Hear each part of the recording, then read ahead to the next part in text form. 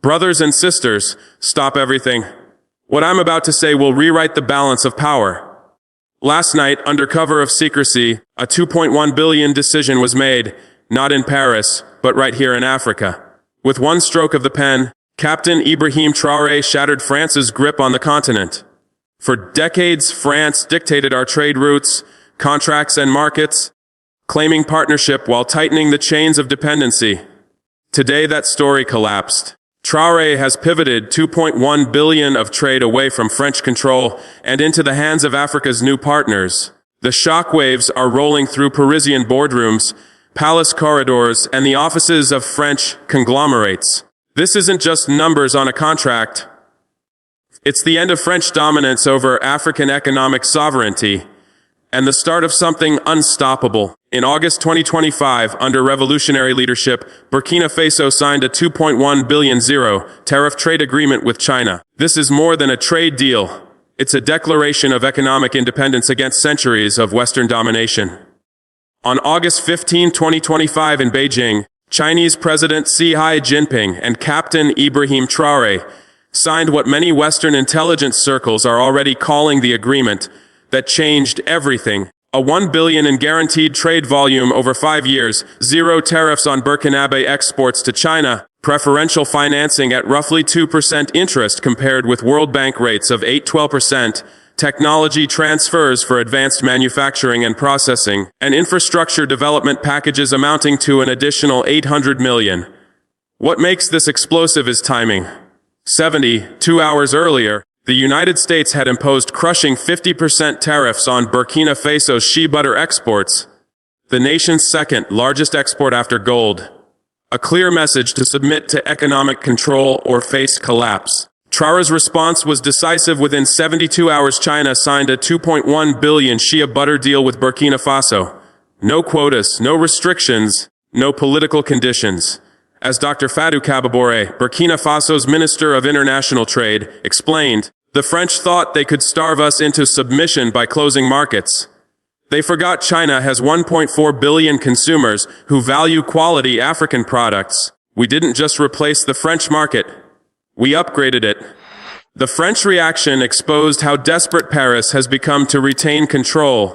Within 24 hours of the announcement, there was economic escalation, new sanctions, expanded restrictions on Burkinabe officials and their families, banking pressure aimed at blocking Chinese payments, and diplomatic campaigns urging European partners to shun Burkina Faso's products. Corporate boycotts and military intimidation followed. Additional troops deployed to neighboring countries, large-scale training exercises near Burkina Faso's border, increased drone surveillance over major cities, and covered operations in refugee camps to recruit and train opposition fighters. This is more than a trade dispute, it's a tectonic shift. The end of an old order and the opening of a new chapter in which African resources serve African people rather than foreign billionaires. Information warfare was launched with a 200 million emergency budget for anti-trade propaganda. A coordinated media blitz across CNN, BBC, and Reuters painted the China deal as debt trap diplomacy. Social media manipulation with AI generated content created fake grassroots opposition. Western universities joined in. 25 institutions were funded to publish research condemning Africa-China partnerships. But what they didn't anticipate was that the deal was bulletproof. Chinese negotiators had learned from decades of France's economic warfare and structured the 2.1 billion agreement to be fully independent of Western financial systems. Payments in Chinese yuan and digital currency, shipping through Chinese-controlled East African ports, insurance from Chinese state companies, and legal jurisdiction under international arbitration instead of French courts. Colonel Aidou Sanfo, Burkina Faso's trade security coordinator, captured the breakthrough. For the first time in history, the country had a trade relationship that France could not sabotage. Sanctions or pressure would not stop goods from reaching Chinese markets, nor would they prevent investment from flowing back to the Burkinabe people. What truly unsettled Paris was not just the deal itself, but the domino effect it sparked across Africa.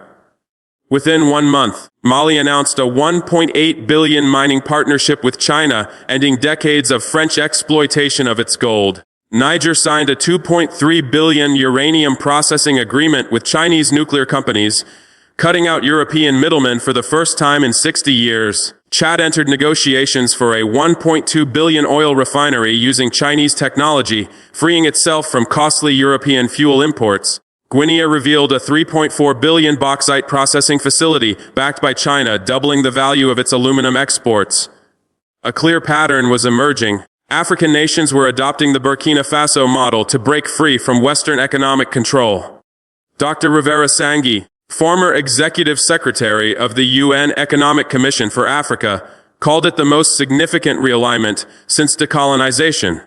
Traore had proven that African nations didn't have to choose between development and sovereignty.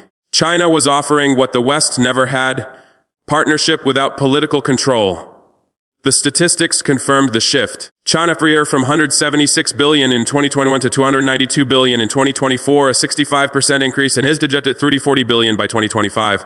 In contrast, U.S.-Africa trade fell from $64 billion in 2020 to $47 billion in 2024, with projections sinking further to $31 billion by 2025. For the first time in modern history, Africa was trading more with Asia than with Europe and North America combined. Behind these numbers are the human stories of liberation.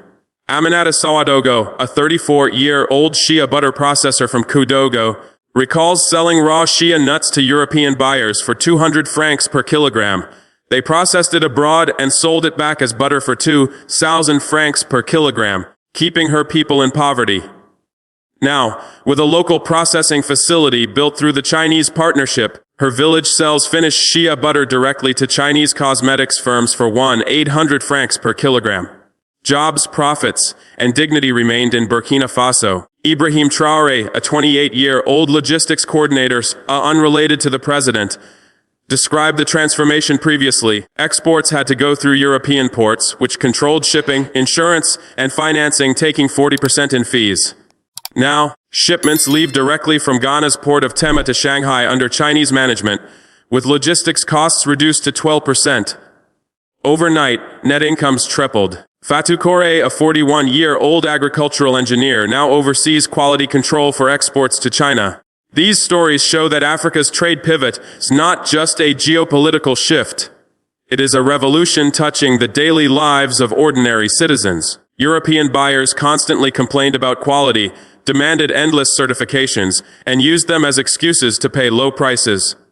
Chinese buyers, by contrast, judged quality fairly, paid market prices immediately, and treated African producers as equals rather than charity cases. The transformation has been measurable. Average income for Shea processors rose to 80% in just 18 months. Employment in processing facilities increased by 40-50%. Women's participation in export businesses jumped from 23% to 71%. And village-level investment in education and healthcare surged 30-40%. Yet the $2.1 billion trade deal delivered something even more revolutionary than market access: comprehensive technology transfer. Unlike Western companies that hoard technical knowledge, Chinese partners actively share advanced technologies with Burkinabe engineers. The Ouagadougou Technology Center, built with $180 million in Chinese investment, now houses state-of-the-art manufacturing labs, 3D printing facilities for precision agricultural tools, automated packaging systems for exports, quality testing equipment that meets international standards, and R&D stations for product innovation.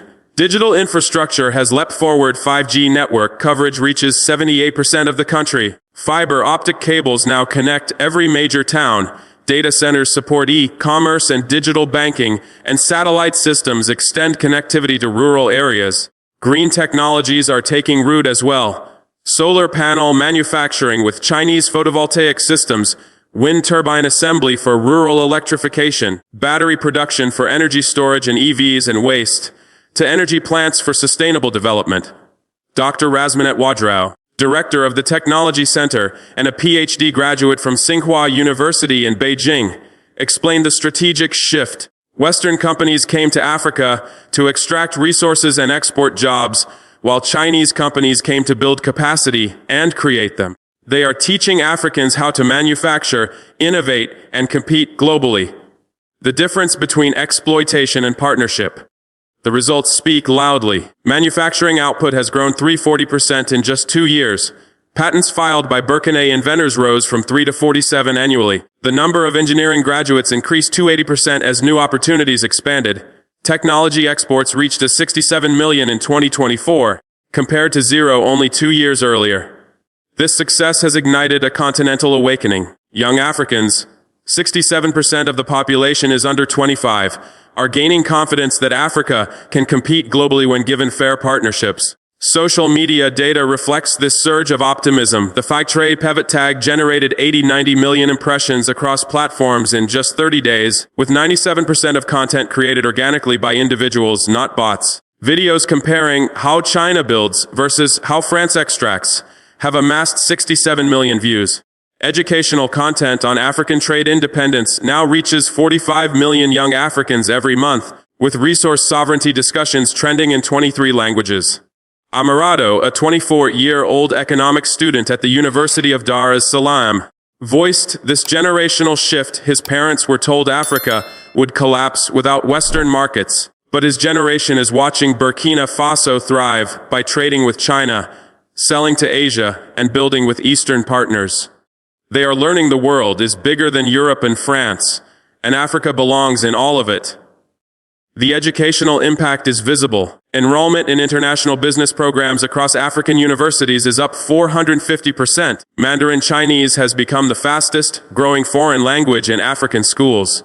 Student exchanges with China have soared to 37,000 annually, compared to only 8,000 in 2020.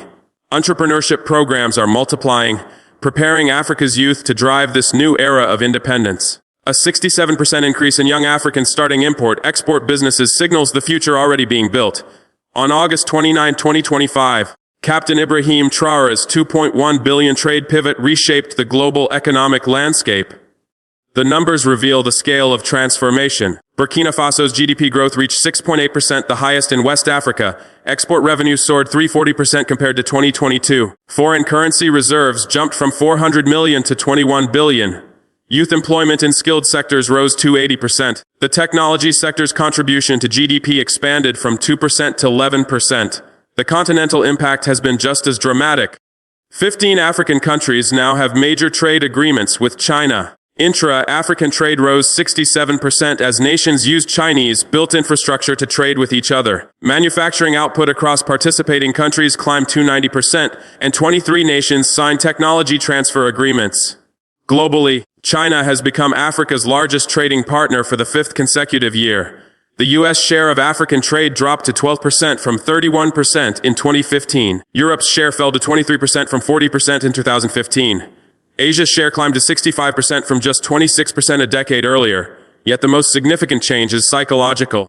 African leaders now know they have alternatives to Western dependency. President Cyril Ramaphosa of South Africa put it clearly. Burkina Faso proved that development and dignity can go hand in hand, but only if Africa breaks free from old patterns. This revolution, however, has made Traore the most targeted leader in modern African history. Western governments launched Operation Trade Disruption, a coordinated campaign of economic sabotage. Cyberattacks struck Burkina Faso's systems, with 47 major incidents in August alone. Western shipping companies refused to transport Burkinabe goods, while European insurers canceled coverage for China-Burkina routes. Coordinated selling of CFA francs destabilized regional markets. Political interference included 340 million allocated to manufacture civil society opposition, while media outlets pushed the debt trap diplomacy narrative. Western think tanks released studies predicting economic collapse, and diplomatic pressure mounted on neighbors to isolate Burkina Faso. The escalation extended to military threats, NATO exercises involving 300 troops in West Africa, and intelligence operations to target Traore's allies. Proxy warfare funneled money and training to opposition groups. Multiple assassination plots against Traore and his advisors were reported as credible, yet these efforts backfired. Instead of weakening support, they unified African public opinion around economic independence. Solidarity across the continent has never been stronger. Brothers and sisters across Africa and the diaspora, this is the most important economic transformation since independence. Traore's 2.1 billion pivot is not just a trade deal. It is proof Africa can thrive without Western permission. For 500 years, Africans were told they needed Europe. For 65 years after independence, they were told they could not survive without Western markets, loans, and approval. That myth has been shattered.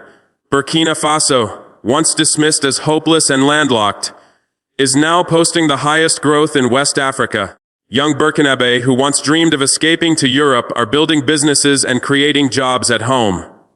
The 2.1 billion China deal is only the beginning. 15 other African nations are now negotiating similar agreements, while Asian markets continue opening their doors to African products. Technology transfer is fueling the rise of African manufacturing, building real capacity on the continent. The grip of the old French Empire is not merely weakening, it has been shattered. If you believe Africa's resources should serve its own people, type trade freedom in the comments. If you support breaking the chains of economic colonialism, share this video with every African you know. And if you stand with leaders who put Africa first, subscribe to Voices of Africa and join the economic revolution. Make no mistake, the storm is coming. Western powers will unleash every weapon at their disposal, economic, political, even military, to crush any African leader who dares choose Asian partners over Western masters. But this time is different. This time Africa is ready. This time we have proof that independence works. And this time 1.4 billion young Africans refuse to accept economic slavery. Captain Ibrahim Traoré did more than sign a trade deal. He declared that Africa's future belongs to Africa. That is why the West will never forgive him, but it is also why we, his people, will never abandon him. Thank you for watching. Together, we are not only changing trade patterns, we are changing the world. See you in the next one.